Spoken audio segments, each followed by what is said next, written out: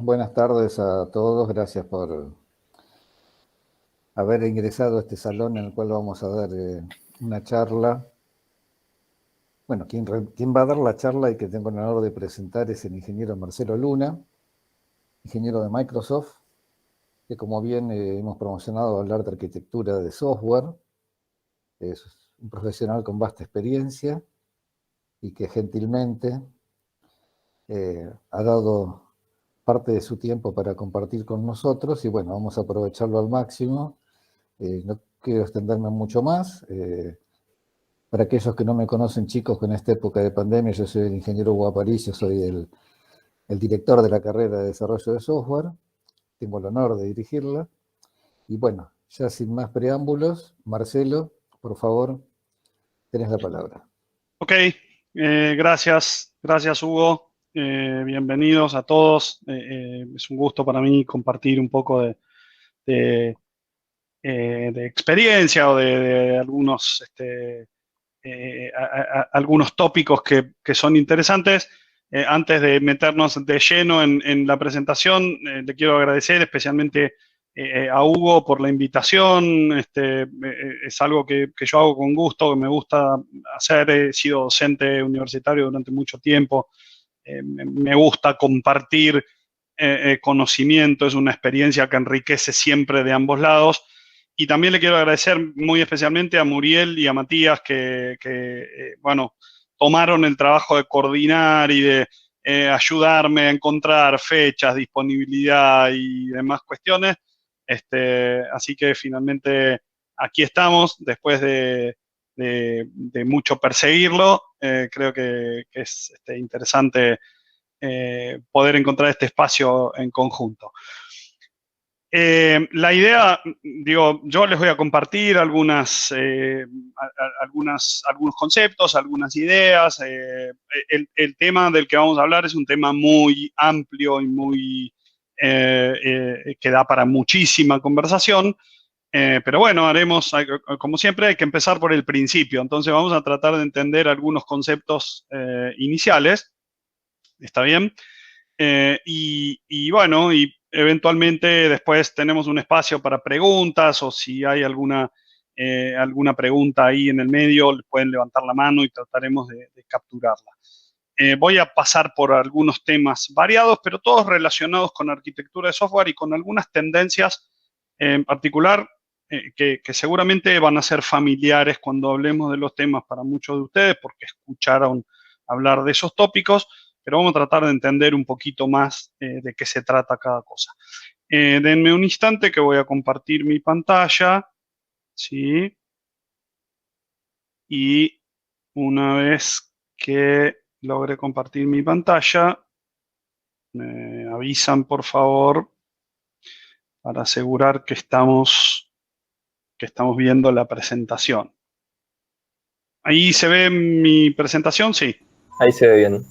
Perfecto. Bueno, gracias.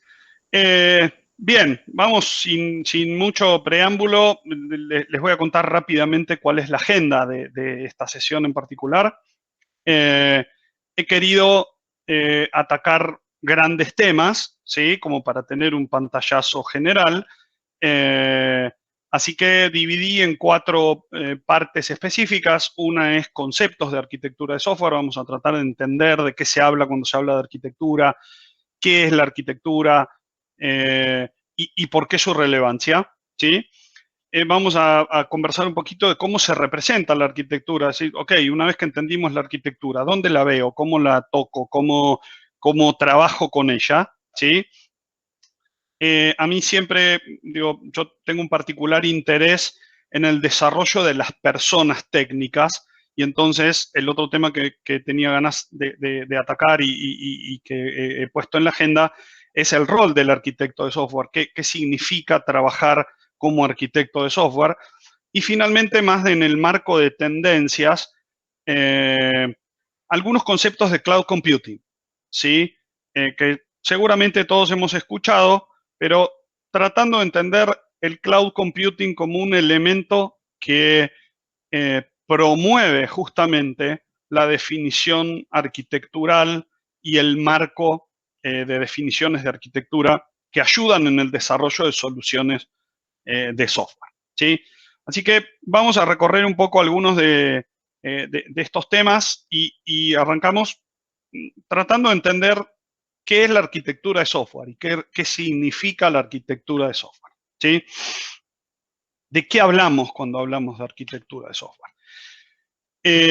La definición, si la van a buscar a libros que son fundacionales de esto, como Software Architecture in Practice, lo que van a encontrar es una definición similar a esto que ven en pantalla, que es una estructura de estructuras, ¿sí?, que muestra los componentes del sistema y relaciones visibles entre esos componentes, y además muestra las propiedades emergentes de la interacción. Todo esto que parece una definición así un poco rara y demasiado conceptual, vamos a tratar de desmembrarlo un poco en cada una de estas cosas que yo he resaltado en celeste, pero vamos a detenernos un poquito en cada una de esas cosas para tratar de entender qué significa, ¿sí? ¿Por qué decimos que la arquitectura es una estructura de estructuras?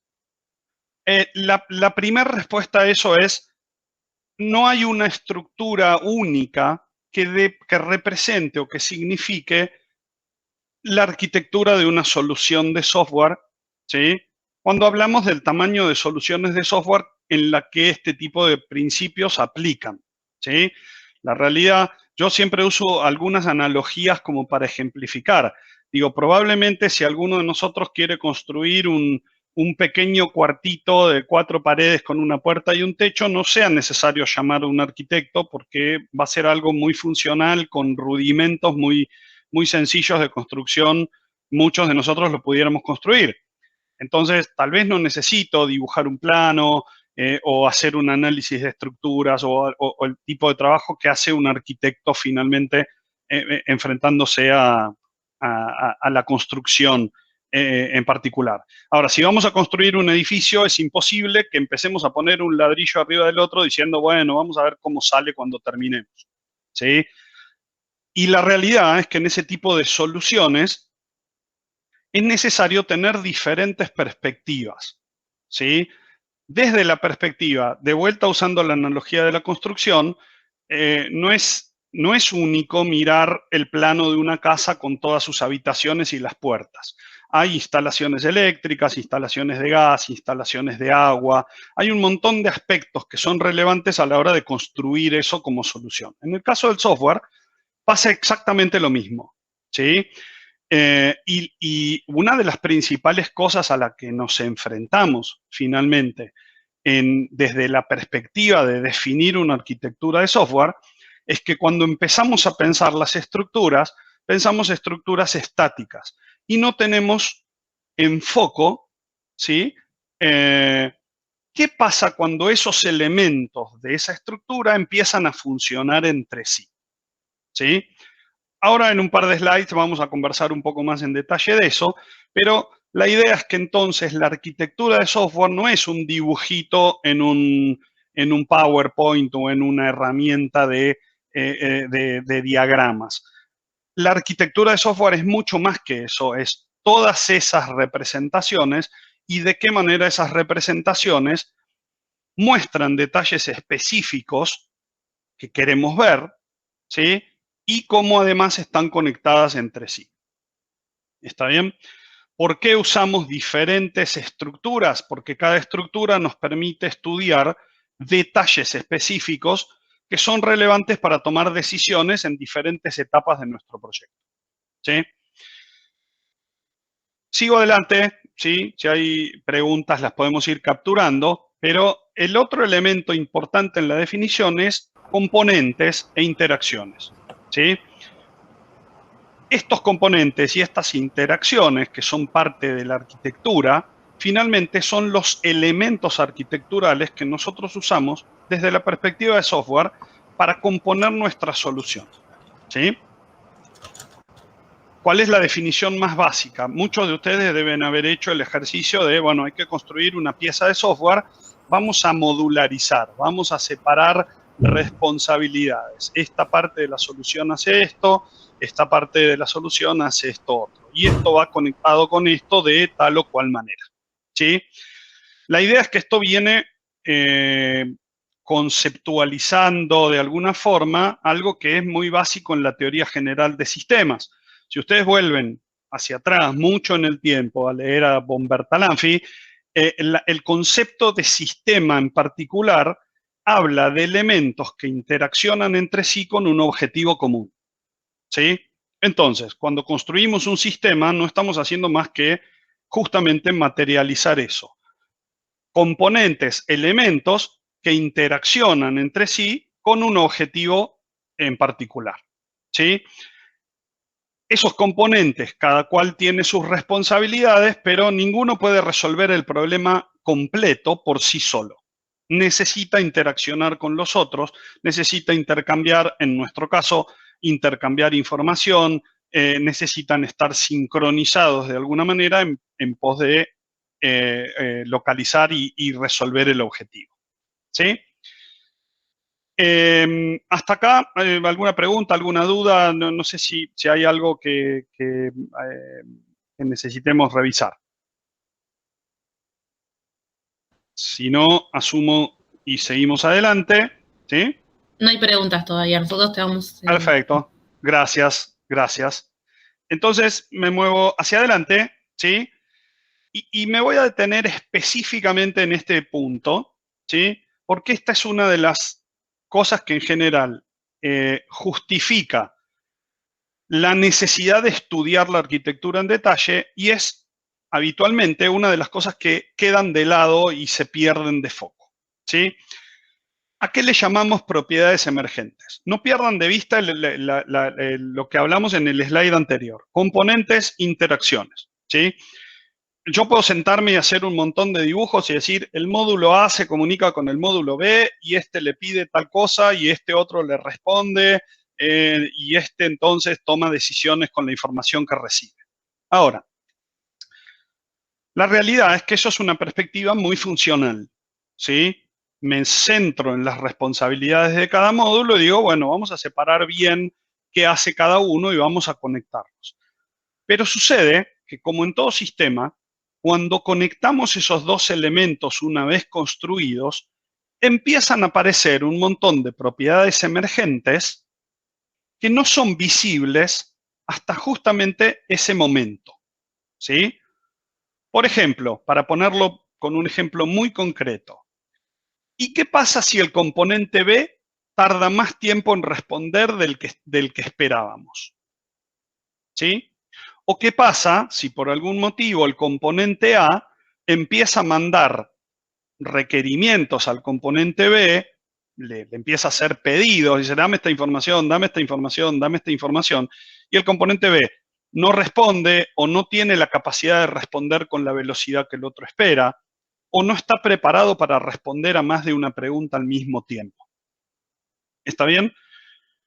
Ese pequeño ejemplo tan sencillo entre dos componentes se replica por cada una de las interacciones que tengamos en todos los elementos de nuestro sistema. ¿Sí? Entonces, empiezan a aparecer un montón de aspectos específicos que necesitamos estudiar a priori para asegurarnos que una vez que construimos la solución, no tenemos problemas con esas propiedades que emergen de la interacción. ¿Está bien?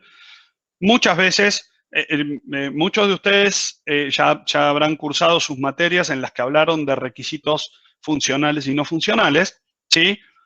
Estas propiedades emergentes están particularmente conectadas con los requisitos no funcionales. Normalmente, las propiedades emergentes que queremos estudiar anticipadamente tienen que ver con la velocidad de respuesta, la performance, la seguridad, ¿sí? La facilidad de uso en alguna interacción, porque no son solamente nuestros componentes internos los que interaccionan. También tenemos componentes externos al sistema. Las personas que trabajan y operan en el sistema realizan una interacción y son parte de ese sistema también. Entonces, estudiar la interacción de las personas con el sistema es parte también del estudio de esas propiedades emergentes que tenemos que hacer a priori, ¿sí? Digo, imagínense si hacemos un desarrollo enorme para resolver problemas en una planta de, no sé, de autopartes, por ejemplo, y hacemos un desarrollo bárbaro y lo diseñamos súper bien, pero no tenemos en cuenta que la mayoría de los operarios en la planta tienen que usar guantes de seguridad, ¿sí? Y entonces después los hacemos ir a operar en una computadora con un teclado común. Probablemente lo que va a suceder es que el empleado va a intentar operar la computadora con los guantes, no va a poder, se va a equivocar, se va a sacar los guantes de seguridad, generando ahí algún potencial riesgo por no tener los guantes puestos. Y no solamente eso, sino que además la productividad va a caer, porque si cada vez que tiene que operar la computadora se tiene que sacar los guantes, operar, volverse a colocar los guantes y volver a su trabajo, finalmente lo que estamos haciendo es una solución que tiene un efecto, un resultado perjudicial con respecto a los objetivos esperados, ¿sí? Probablemente las propiedades emergentes son la justificación más grande para que empecemos a pensar la arquitectura de manera temprana, ¿sí? Sin necesidad de tener extremado detalle acerca de los requisitos funcionales, o sea, qué tipo de cálculos o qué tipo de computación tiene que hacer el sistema en particular, podemos a priori empezar a pensar cómo resolver los problemas que pueden aparecer una vez que pongamos elementos a interaccionar, ¿sí? Bien. Como les decía recién, esas propiedades emergentes están fuertemente relacionadas con lo que llamamos atributos de calidad desde la perspectiva arquitectural. Seguramente los han escuchado nombrar como requisitos no funcionales, ¿sí? Como les decía hace un rato, algunos de esos requisitos no funcionales tienen que ver con requerimientos de portabilidad, por ejemplo, que el sistema pueda funcionar en diferentes plataformas de hardware, pueden tener que ver con requerimientos de interoperabilidad. Un sistema de un banco hoy en día necesita poder interactuar con los sistemas del Banco Central porque reciben y envían información. Puede haber requisitos legales que definen o que marcan el rumbo de la arquitectura que queremos diseñar. ¿Está bien? Todos esos atributos de calidad, de alguna manera, tenemos que poder trasladarlos a algo que sea medible. Tenemos que poder decir, bueno, ok, ¿cómo vamos a resolver este problema de usabilidad en particular? ¿Cómo vamos a resolver el problema de performance en particular? ¿Cómo vamos a poder resolver el problema de seguridad específicamente? ¿Sí? Para eso, esos atributos de calidad terminan estableciendo una priorización, ¿sí? Hay una cosa particular en esto y que normalmente es el desafío para todos los que quieren involucrarse en actividades de definición de arquitectura, y es que esos atributos de calidad, que son súper importantes, no son colaborativos entre sí, ¿sí? No siempre colaboran unos con otros. Fíjense, un ejemplo también muy sencillo. Si quiero que algo sea muy, muy seguro, lo que tengo que hacer es agregarle al sistema funcionalidad relacionada con mantener la seguridad. Por ejemplo, encriptar mensajes que mando de un extremo al otro. Ahora, si encripto mensajes, hay un pequeño tiempo, pequeño desde nuestra perspectiva de usuarios, pero tal vez enorme desde la perspectiva de operación del sistema, que tengo que agregar para esa encriptación. Entonces, por hacer el sistema más seguro, lo estoy haciendo un poquito más lento, ¿sí?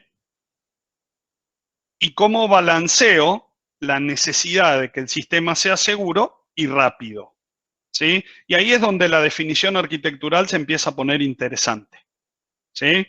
Porque la habilidad del arquitecto es finalmente la que va a llevar a tomar las decisiones que balanceen esas dos necesidades de la mejor manera posible para el problema que estamos tratando de resolver. Hay sistemas que requieren ser más seguros, aunque eso termine impactando en la velocidad de respuesta, y hay otros sistemas que necesitan ser súper rápidos para responder, aunque tal vez perdamos seguridad en algunos aspectos, ¿sí? Ese balanceo, que es lo que se denomina trade-off entre los atributos de calidad, es una de las partes, a los que nos gusta el trabajo de definición de arquitectura, es una de las partes más interesantes de la definición arquitectural, ¿sí?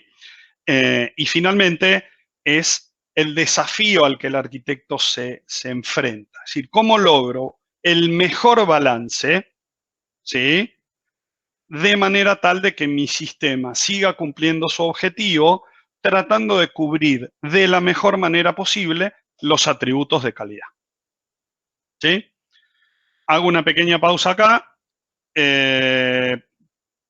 para dejarlos reflexionar un poco sobre lo que acabo de decir, pero también para chequear si hay alguna pregunta por ahí, ¿sí?, antes de seguir con la importancia de la arquitectura de software, si es que todavía no emerge de la misma conversación la relevancia que tiene la arquitectura de software, ¿no?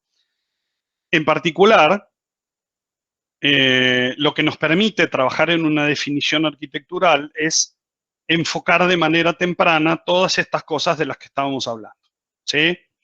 Lo que buscamos es estudiar el comportamiento del sistema aun cuando no lo tenemos construido, ¿sí?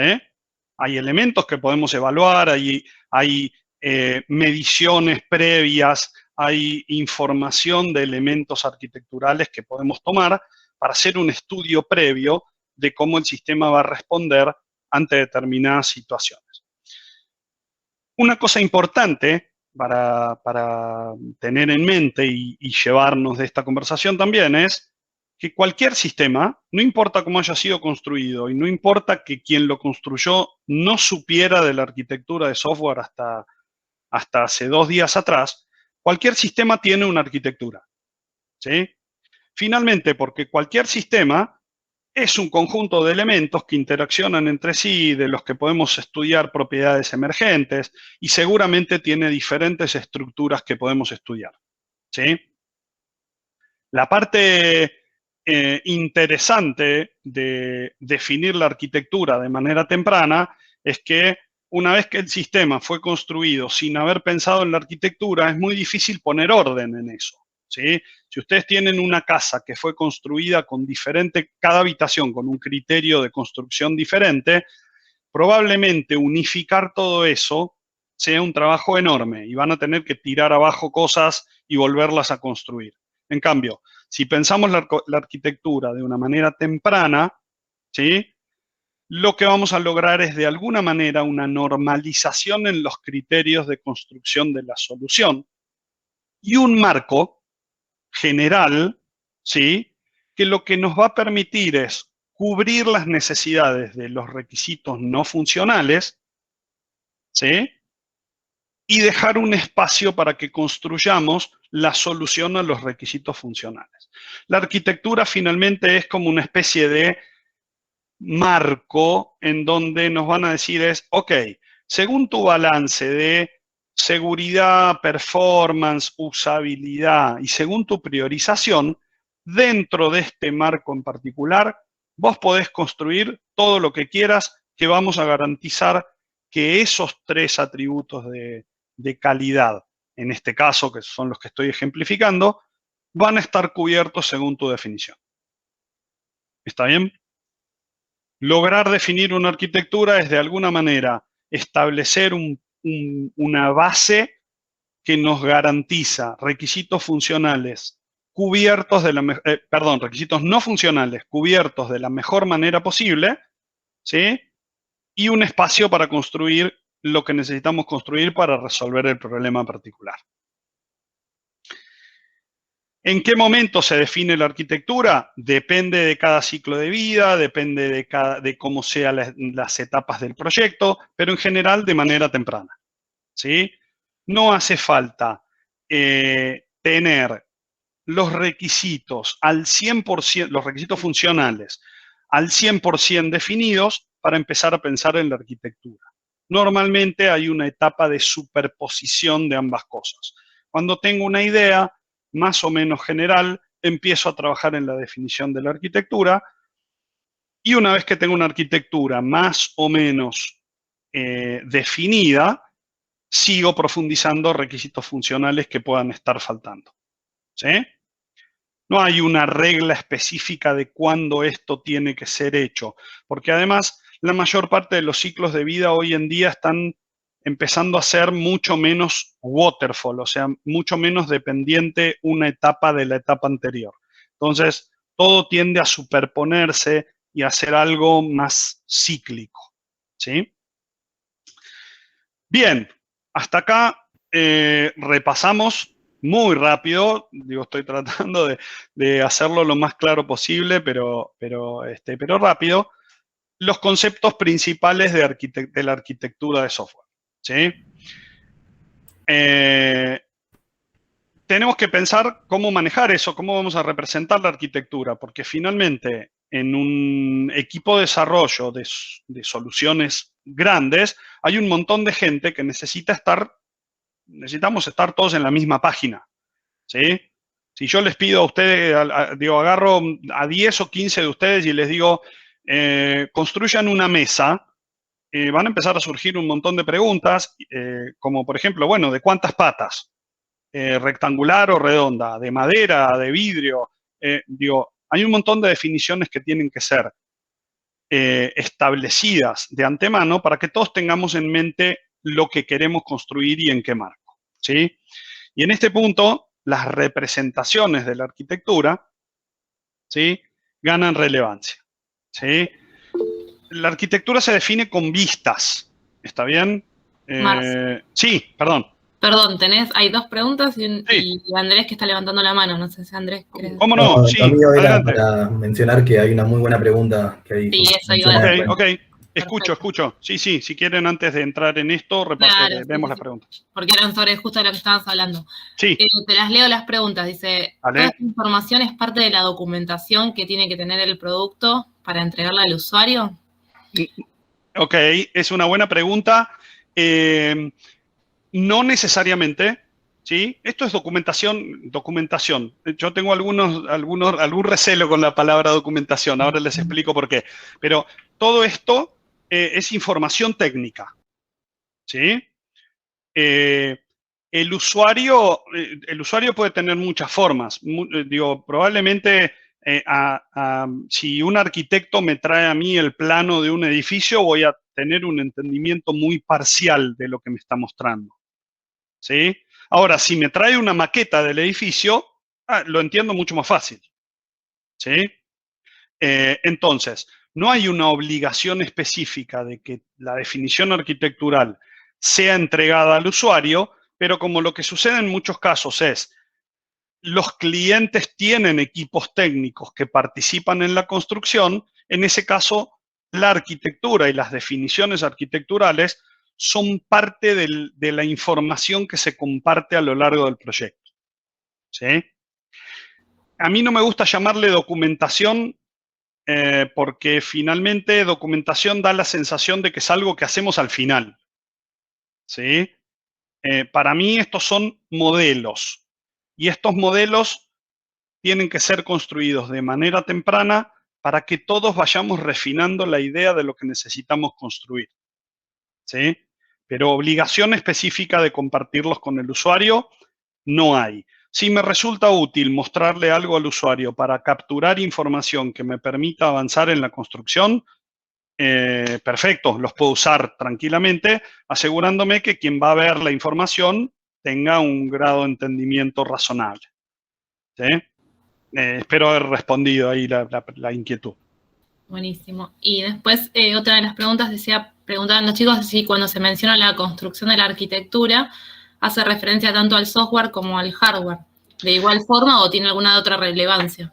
A ver, en este caso particular, yo me enfoco, por mi especialidad y por mi background específico, estos conceptos están mucho más asociados con la arquitectura de software.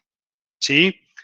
Ahora, el software tiene que correr en algo concreto y material, ¿sí? Que es hardware. Y muchas veces las definiciones arquitecturales nos requieren un estudio de los elementos de hardware que vamos a utilizar tan detallado como el que vamos a hacer para los elementos de software. En general, depende un poco de las características del problema que estamos tratando de resolver, ¿sí? Yo en general veo todos estos conceptos que les estoy compartiendo, los veo mucho más alineados con la arquitectura del software en sí mismo, pero no necesariamente completamente independientes. ¿Está bien? De nuevo, espero haber ahí cubierto la inquietud. Seguramente que para el hardware también hay arquitectura y planes para cómo hacerlo, ¿no?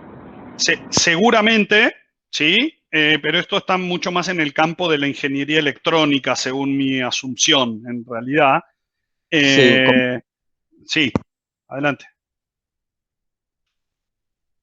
No, digo que se trata más de lo electrónico, sí, seguramente, claro. Sí. Pero, de hecho, inclusive desde la perspectiva electrónica, hoy en día ustedes pueden ver arquitecturas Intel, arquitecturas ARM, arquitecturas AMD. Digo, hay conceptos, diríamos, hermanos, si quieren, en ese punto. ¿Sí? Bien. Creo que, bueno, asumo que no hay más preguntas. Me muevo un poquito para adelante, pero volvemos a hacer un stop después que termine. Apareció una nueva. Sí, claro. A ver, ¿qué escribieron? Podríamos decir que la arquitectura es la planificación para la construcción del software. Perdón, tengo los lentes y no, está bien. Solo. No necesariamente es la planificación. La planificación es un ejercicio más de elaboración de gestión de los recursos. ¿Sí? La planificación es decir, cuánta gente vamos a necesitar para construir cada componente, cuánto tiempo nos va a llevar construir tal o cual cosa, ¿sí? Se asocia la planificación mucho más con ese ejercicio. Lo que yo les diría es la arquitectura representa algo mucho más cercano a la conceptualización de lo que vamos a construir y el paso inicial en materializar esa idea. Ahora, después, en la planificación podemos tener un equipo de 100 ingenieros y construir la solución en 2 meses, o podemos tener un equipo de 4 ingenieros y construir la solución en 2 años. Y de eso se va a ocupar un poco la planificación. Bien, sigo un poquito adelante, después hacemos otro stop para ver si hay preguntas, pero igual al final tengo este espacio también, o espero tener un poco de tiempo para responder algunas preguntas más. ¿Sí? Como les decía, la forma de materializar la arquitectura es a través de vistas, ¿sí? Y puede haber tantas vistas como sean necesarias. Muchos de ustedes conocen algunos conceptos de UML como lenguaje de representación. Los que no los conozcan los conocerán seguramente a lo largo de la carrera. O eventualmente pueden conocer algunos otros lenguajes de modelado similares, ¿sí? Pero acá la cuestión también pasa por un ejercicio de eficiencia. Es decir, bueno, tengo que construir todos los diagramas que me recomiendan, tengo que construir esto de esta forma específicamente. De vuelta, como si fuera el ejercicio de construcción de una casa o de un edificio. ¿Es obligatorio tener una maqueta de las reformas que el arquitecto va a hacer? No, no es obligatorio. ¿Sí? El arquitecto puede venir y decir, bueno, mira, voy a hacer tal cosa, voy a hacer tal otra, hace un bosquejo, hace un dibujo. ¿Te parece bien? Sí. Ok, listo, vamos adelante. Ahora, hay que ganar un proyecto enorme de un cliente que quiere remodelar un antiguo mercado para transformarlo en un shopping. Y probablemente el equipo de arquitectos se siente a trabajar de una manera muy detallada en una vista que va a ser una maqueta a escala de lo que piensan construir para ofrecérsela al cliente y decir, bueno, esta es nuestra idea de lo que vos necesitas. ¿Sí? Entonces, de alguna manera, el ejercicio está en consecuencia también de lo que espero obtener. ¿Tengo que construir todas las vistas? No es obligación, ¿sí? Pero si me ayuda a construir alguna vista, a tomar una decisión mejor, entonces conviene hacerlo. ¿Está bien? Y como dijimos, cada elemento arquitectural puede ser visto de diferentes maneras. Entonces, el mismo elemento podría estar representado por vistas diferentes, ¿sí? La idea es que esas representaciones se vayan refinando a lo largo del tiempo para ir logrando de nuevo converger, todos los que consumen esa información, converger en la idea de lo que hay que construir, ¿sí? Hay vistas estáticas, hay vistas dinámicas, hay otro tipo de vistas. Esto es un estilo más personal. Yo no concibo definir una arquitectura sin tener por lo menos una vista estática y por lo menos una vista dinámica, ¿sí? Una vista estática es la que me va a dar los elementos, los componentes, cómo están conectados entre sí. Y la vista dinámica es la que me va a dar detalles de cómo interaccionan entre ellos para que pueda revisar las propiedades emergentes. ¿Está bien? Después puedo trabajar en un montón de vistas extra, en detalle de la vista estática, en detalle de la vista dinámica, pero inevitablemente para entender un sistema de software necesito verlo desde la perspectiva estática y desde la perspectiva dinámica. Si no, algo me voy a perder en el camino, ¿sí? Lo que les puse acá son algunos ejemplos de vistas estáticas y dinámicas. Los que están familiarizados con UML pueden identificar un diagrama de componentes, un diagrama de interacción y después algunos diagramas de despliegue en otras. Las que figura como otras son diagramas de despliegue y alguna paquetización de esos diagramas. Pero básicamente la clasificación es una vista estática para entender la estructura, una vista dinámica para entender el comportamiento, ¿sí? Bien, vuelvo a hacer una pequeña pausa para ver si hay alguna pregunta, alguna duda, algo en particular que pueda resolver antes de pasar al rol del arquitecto de software. Bien, tenemos una pregunta. Sí, claro. Preguntan si los diagramas nos van a permitir organizarnos en ver cómo vamos en el desarrollo del producto en el tiempo, o si visualizar esto nos va a hacer atrasarnos más en la entrega del producto. La pregunta es interesante, la pregunta, ¿sí? Lo que yo les diría es, a ver, tendríamos que hacer el ejercicio, esto es una pregunta de mi lado, es una respuesta un poco tricky, ¿no? O sea, con un poco de trampa. Pero tendríamos que hacer el ejercicio de intentar construir algo sin hacer los diagramas y después intentar construirlo haciéndolos, para ver qué toma menos tiempo, ¿sí? Construirlo probablemente tome menos tiempo salir corriendo y escribir código sin hacer ningún diagrama. ¿Está bien? Ahora, todos deben estar ahora atentos esperando a ver qué voy a decir. Lo que voy a decir es, construirlo y que funcione bien, seguramente la mejor forma es sentémonos, estudiémoslo, diagramémoslo, estemos todos en línea y después vayamos a construirlo, ¿sí? En ese punto, no me imagino alguien encarando la complejidad de soluciones de software como las que estamos acostumbrados a ver hoy en día, sin sentarse a hacer mínimamente una diagramación de la arquitectura y de alguna distribución de tareas, ¿no? Piensen, estamos hablando digo, estos conceptos aplican en proyectos en donde ustedes pueden tener 10 o 15 personas como mínimo para construir la solución, ¿sí? Creo que respondí, pero digo, tenemos espacio para discutir un poco más del tema y debatir, porque siempre hay opiniones interesantes alrededor de esto, ¿sí?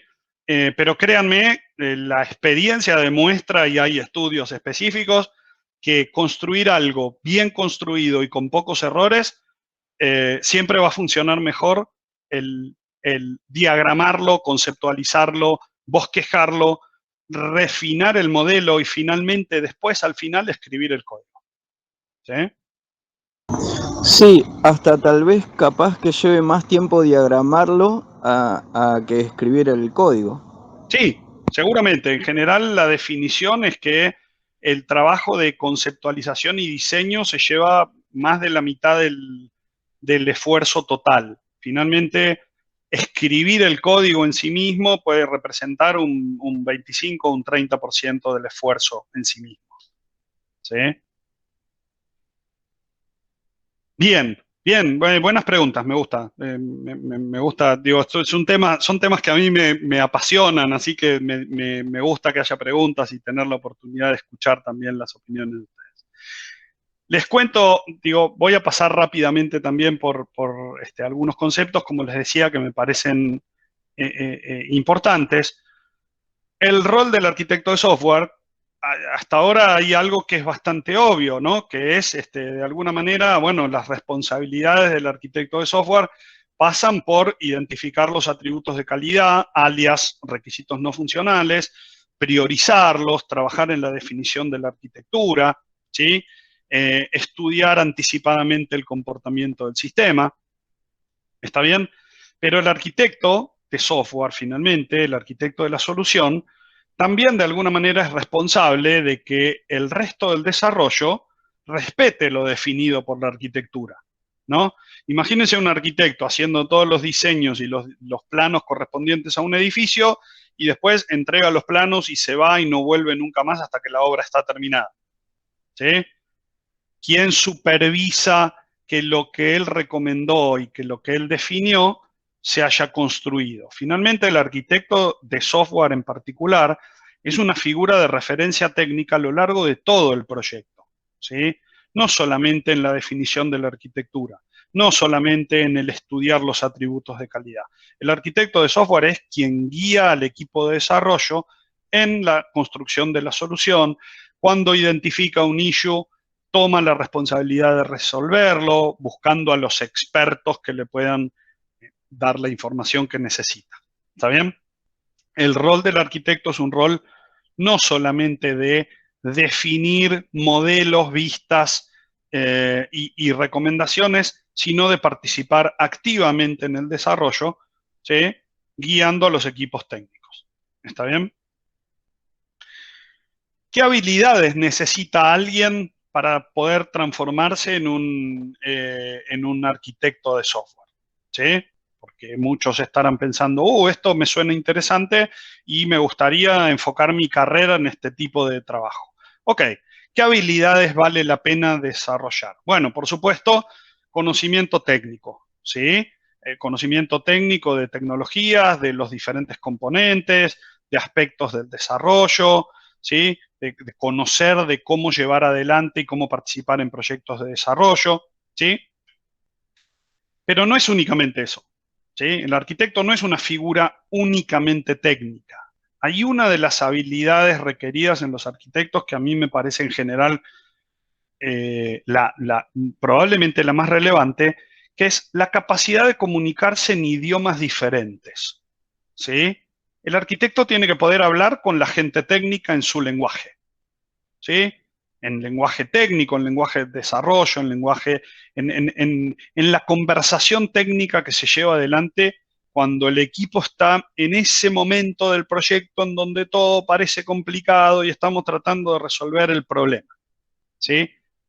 Pero además, como es el que tiene que encontrar una solución a un problema, tiene que tener la capacidad de comunicarse hacia el otro lado con otro lenguaje, hacia el lado del negocio, hacia el lado del cliente, para entender lo que el cliente necesita, para poder mostrarle de qué manera la tecnología lo puede ayudar a resolver sus problemas y para transmitirle seguridad acerca de lo que estamos construyendo. ¿Está bien? Es esa capacidad, alguien que tenga la capacidad de moverse hacia un lado y hacia el otro, con buenos elementos de comunicación y con buen conocimiento de la tecnología, créanme que es una de las cosas más apreciadas y más valoradas en todo lo que tiene que ver con el trabajo de arquitectura de software en particular, ¿sí? Finalmente, finalmente, digo, hay un montón de otras habilidades. Yo remarqué solamente algunas, pero digo, parte de lo que necesita el arquitecto también para poder comunicarse con el negocio es entender en qué contexto va a estar funcionando el sistema. Porque no es lo mismo pensar en un laboratorio donde está todo bajo control que pensar en que el sistema va a estar funcionando en un barco que en cualquier momento puede entrar agua y hacer que algunas cosas dejen de funcionar inesperadamente. ¿Sí? Para todo esto, una de las habilidades también muy apreciadas es que el arquitecto entienda que el diseño de una arquitectura no es una tarea, sino que es un proceso. ¿Sí? Cuando se sienten a definir una arquitectura, probablemente la primera solución que aparezca no sea la definitiva. ¿Sí? Lo que necesitamos es dejar la maquinaria fluir de manera tal de decir, bueno, ok, esta es mi primera idea. ¿Cómo esta idea puede mejorar? ¿Esta mejora ayuda al cliente en el problema que quiero resolver? No, no lo ayuda. Entonces vuelvo para atrás y pruebo otro camino. ¿Sí? Y entender que la definición arquitectural es un proceso que puede tomar tiempo, pero que tampoco puede ser eterno. ¿Sí? Así que ahí tienen cosas en las que pueden enfocar su crecimiento y tratar de desarrollar esas habilidades, todos los que estén interesados un poco en transformarse en arquitectos de software en particular. Vuelvo a hacer una pequeña pausa antes de cambiar a otro tema específicamente. No sé si hay preguntas. Con el tiempo venimos bastante bien, ¿no? Ahí les pido ayuda también. Sí, acá preguntan como finalizando esto si es el interlocutor, perdón, entre las dos partes. En referencia al arquitecto, no sé si entendí bien la pregunta. Sí. Ok, sí. De alguna manera el arquitecto hace un poco de interlocutor entre las dos partes. El equipo técnico habla un lenguaje técnico que muchas veces el cliente no comprende. ¿Sí? Bueno, el arquitecto tiene que hacer el ejercicio de darse vuelta y hablar con el cliente en un idioma que sea comprensible para él. Y de alguna manera, con el apoyo de otras figuras dentro del equipo de desarrollo, pero de alguna manera el arquitecto también tiene que entender el lenguaje del negocio del cliente para después transformar eso en los requisitos no funcionales y los requisitos funcionales también. No necesariamente todo cae en manos del arquitecto, ¿sí? Pero de alguna manera el arquitecto también tiene que tener claridad de lo que se espera que el problema, que la solución resuelva, ¿no? Muy bien. Me muevo al último tópico que tengo. Digo, hasta acá venimos siguiendo un poco más o menos la línea de arquitectura, pero yo quise poner este tema también en conversación, porque probablemente, digo, esto no es ajeno para muchos de ustedes. El cloud computing es un concepto que está emergiendo, no que está emergiendo, ya está al tope de todas las conversaciones técnicas, ¿sí?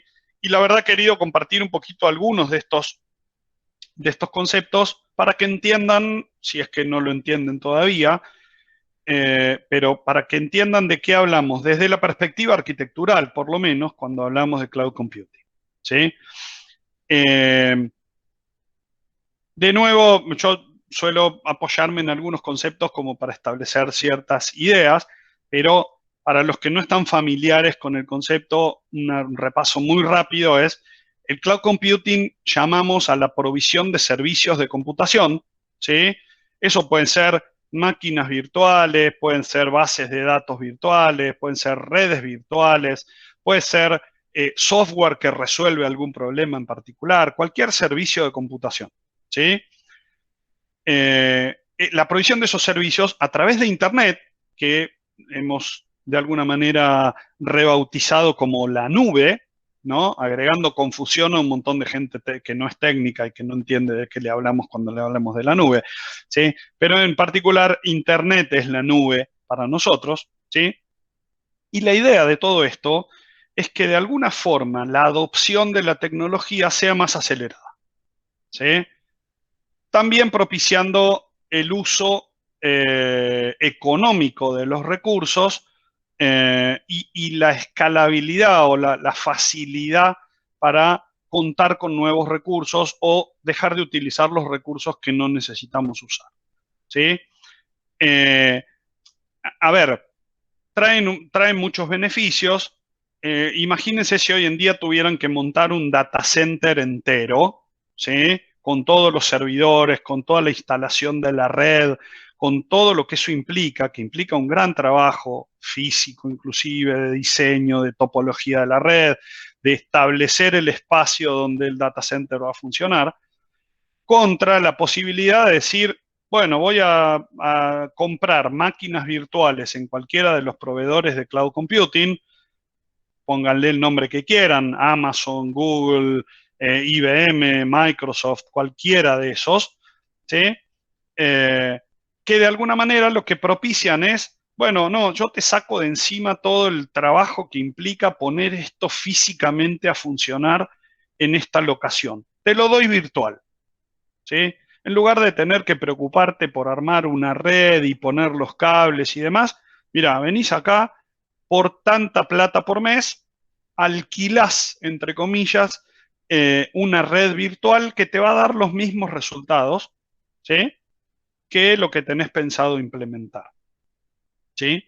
Y además te proveen de un montón de aspectos que tienen que ver con los atributos de calidad, como ven ahí en la pantalla, ¿sí? Y me los dan resueltos. Me dicen, mira, ¿y qué pasa si yo te ofrezco el data center, pero ya te resuelvo el problema de seguridad? No tenés que ocuparte de resolver el problema de seguridad. Y además te garantizo una velocidad de este tipo. Y además te garantizo que si necesitas aumentar la capacidad de procesamiento, lo hacemos muy rápidamente sumando máquinas virtuales o ajustando tal o cual parámetro, ¿sí? El beneficio parece interesante, ¿sí? Finalmente porque nos reduce muchísimo el tiempo de establecer una solución tecnológica, ¿sí? Finalmente, poder contar con todos esos servicios ya funcionando hace que la construcción de las soluciones se separe un poco más de lo que es desarrollo y empiece a ser algo más de ingeniería. Tomo este componente, lo conecto con este. Tomo este servicio, lo conecto con este otro y finalmente analizo las propiedades emergentes de eso para ver si da respuesta al problema de negocio que quiero resolver. ¿Sí? Acá tienen un pequeño ejemplo de los principales tipos de nubes que van a escuchar hablar. No hace falta mirar en detalle cada una de estas cosas, pero hoy en día lo que está difundido es, por un lado, pueden tener una nube privada. Cualquiera de nosotros podría plantear un proyecto para construir su nube privada. Y si no, podemos tener diferentes sabores de nube, de alguna manera decir, bueno, yo solo quiero comprar infraestructura virtual en la nube. Solo compro servidores, redes y todo lo que consideramos infra, ¿sí? Y sobre eso instalo mis sistemas operativos, desarrollo mis soluciones, establezco las bases de datos y demás cuestiones. Ahora, puedo ir un poco más allá y decir, bueno, yo ahora quiero comprar plataforma, entonces ya no tengo ni siquiera que ocuparme de el sistema operativo de lo que vaya a poner en esa infraestructura. Solo me voy a ocupar de mis aplicaciones y del acceso a los datos, ¿sí? Me reduce un montón el trabajo, me enfoca en algo particular, es decir, no soy un experto en infraestructura, entonces voy a desarrollar mi solución sin tener que preocuparme de ese tema. Y finalmente, el último, el más abstracto, si quieren, de los tipos de nube, que es el software como servicio, en donde directamente tengo todo, hasta las aplicaciones, ¿sí? Un buen ejemplo de eso es Office 365. Digo, cualquiera puede comprar una suscripción y sin necesidad ni siquiera de instalarlo puede usar Word, Excel y las aplicaciones de Office a través de un navegador sin demasiado problema, ¿sí? Y así, digo, no estoy haciendo propaganda corporativa, digo, hay un montón de soluciones similares. Google tiene soluciones similares, digo, cualquiera de esas cosas están disponibles hoy en día para que las usemos en provecho de de nuestro negocio de alguna forma y de nuestro trabajo, ¿sí? Hay nubes híbridas que combinan un poco las características de las nubes privadas y las nubes públicas. Hay mucho recelo en algún punto de decir, bueno, pero yo estoy poniendo mis datos en un lugar que no sé ni siquiera dónde está. O qué pasa con mis datos, alguien ahí atrás está capturando mis datos para hacer alguna cosa medio rara. Bueno, hay formas de elaborar esas arquitecturas de nube para que cada uno tenga control sobre lo que quiere tener control específicamente en el marco de los servicios que puedan contratar específicamente, ¿sí? ¿De qué manera se conecta todo esto con la arquitectura? Como les decía hace un rato, ¿sí? Ya tienen la posibilidad de implementar las estructuras a través de usar componentes que tienen propiedades emergentes ya conocidas, ¿sí? La mayoría de las nubes les ofrecen técnicas e implementan patrones e inclusive servicios que ya han sido muy probados y bien conocidos y muchas veces reducen muchísimo el tiempo de desarrollo, ¿sí?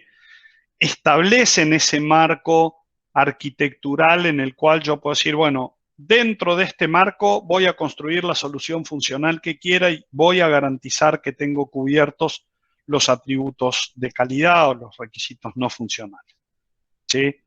Y créanme, finalmente, los que no tengan todavía algún contacto con este tipo de tecnologías, pero créanme que simplifican muchísimo el proceso de diseño de una arquitectura de solución, porque ya vienen con un montón de elementos y componentes que ustedes pueden utilizar en beneficio de la solución que quieren construir, ¿sí? ¿Hay obligación de usar estas tecnologías? Definitivamente no. ¿Son beneficiosas desde la perspectiva económica, de beneficios? Definitivamente sí. ¿Qué hacemos entonces como arquitectos? Mi sugerencia siempre es, evaluemos todas las opciones, no dejemos de considerar la nube como parte de la plataforma donde queremos construir lo que finalmente le ofreceremos a nuestros clientes, ¿sí? Hasta acá llegué con mis slides, ¿sí? Finalmente, bueno, no tengo más contenido, pero sí tengo tiempo para escuchar preguntas, dudas, comentarios, lo que quieran finalmente compartir. Espero que, bueno, de alguna manera les haya resultado interesante lo que compartí hasta ahora. Sí, en mi caso me parece muy interesante y mucho trabajo por hacer para obtener todo ese conocimiento para poder ser el arquitecto de un producto. Así que hay mucho por estudiar. Bueno, gracias por compartirlo, Emilio. Te dejo una pregunta mientras que Sí. a ver si van sumándose más. Dale. De la parte de cloud, preguntaban si era muy costoso una vez que una empresa comienza porque va a empezar a depender de esos servicios o es más conveniente para grandes empresas. Sí, a ver, hay un poco de mito en eso, ¿sí? De, bueno, no, pero ahora quedé pegado con fulano o con mengano, ¿sí?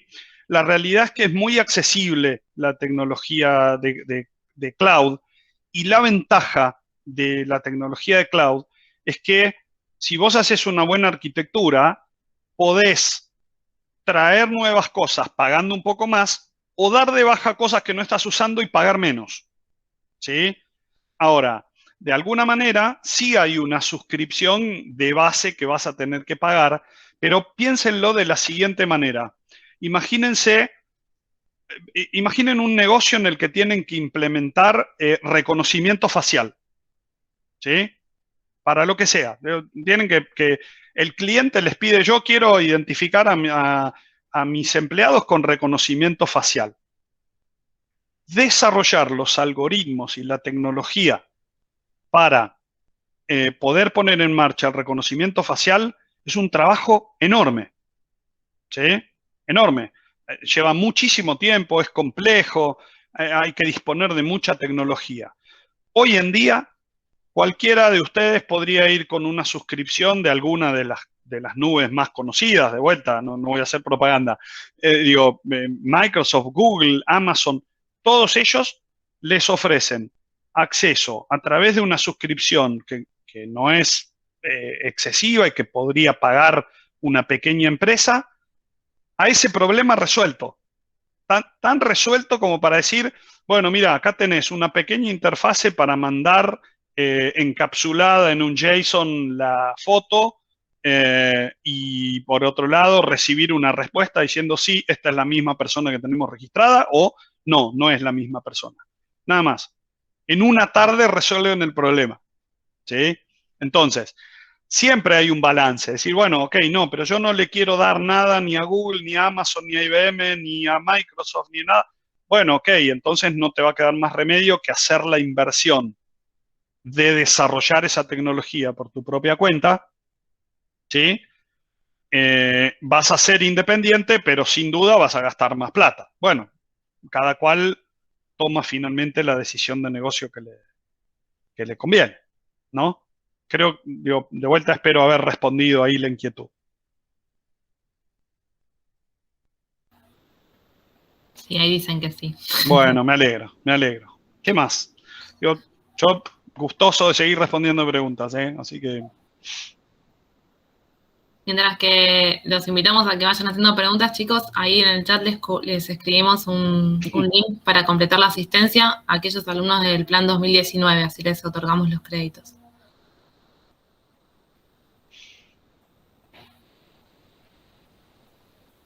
¿Preguntas? Las fueron haciendo durante la charla. No, está bien. Es más... Pregunto algo. Sí, sí. Dale. ¿Cuántos arquitectos recomendás que haya por proyecto? ¿Uno solo o más de uno para tener dos perspectivas? Es una pregunta difícil de responder sin tener claridad sobre el proyecto. Lo que te diría es, no importa cuántos haya, tiene que haber uno responsable, como la cabeza, ¿sí? En mi experiencia, decir, bueno, vamos a juntar 3 arquitectos y que se hagan cargo de la definición arquitectural, no funciona. Tiene que haber uno responsable, como que coordine eso y sea el responsable en particular. Así es como mejor lo he visto funcionar, ¿sí? Para ponerlo de vuelta en una analogía, yo tengo una amiga arquitecta que trabajó en la remodelación del Teatro Colón antes del Bicentenario, ¿sí? Y ella era solo la encargada de los baños. Solo los baños, que había que revestir todos en mármol nuevo, manteniendo el estilo de los baños originales. Y como ella es especialista en esas cosas de mármol, ella era todo lo que tenía que hacer estaba ahí, ¿sí? Había una figura, un arquitecto cabeza de alguna forma, que era el que coordinaba los esfuerzos de todos los demás. Perfecto, me quedó claro. Ok. Vi que hay alguno pregunta por mi LinkedIn, es MH Luna, me pueden buscar o directamente como Marcelo Luna, me van a ver ahí. La foto no es muy actual, pero sigo siendo parecido. Así que, veo por ahí otra, ahora estoy viendo el chat, que dice, la demanda de arquitectos en la actualidad es alta, como la demanda de un programador. Yo creo que sí, hay una demanda alta yo creo que, bueno, en nuestra profesión, en nuestra disciplina, hay una demanda alta de profesionales, no importa el rol específicamente, pero sí, hay demanda tanto de arquitectos como de programadores y de otros roles también, ¿sí? Ahí alguien pregunta también si el tema de los diagramas está dentro del contenido de las próximas materias. Eso ya se los dejo a Eso ustedes. podemos responder nosotros y Sí. quédense tranquilos que lo van a ver en varias materias. Ok. Y aprovecho para hacerte una pregunta, Marcelo. Dale, Matías. ¿Cómo es el camino para convertirse en arquitecto? A ver, creo que hay un poco de, siempre como todo, ¿no? Hay un poco puede haber un poco de azar, ¿sí? Pero yo soy muy amigo de esa frase que dice que a la suerte hay que ayudarla. Digo, uno tiene que tener la intención de transformarse en un arquitecto. Yo creo que lo que pudiera recomendarle a alguien es, bueno, por supuesto, mantener intenso y activo la incorporación de conocimientos técnicos, ¿sí? Eso es fundacional, ¿sí? Pero sí les recomendaría hacer una inversión también en aspectos comunicacionales, aspectos... ¿Cuál es el punto? Hay que desarrollar la capacidad de mirar las cosas como sistemas, ¿sí? Todo lo que nos rodea son sistemas, no importa dónde lo estemos mirando, ¿no? Digo, desde el universo mismo, todo finalmente terminan siendo interacciones entre elementos, ¿sí?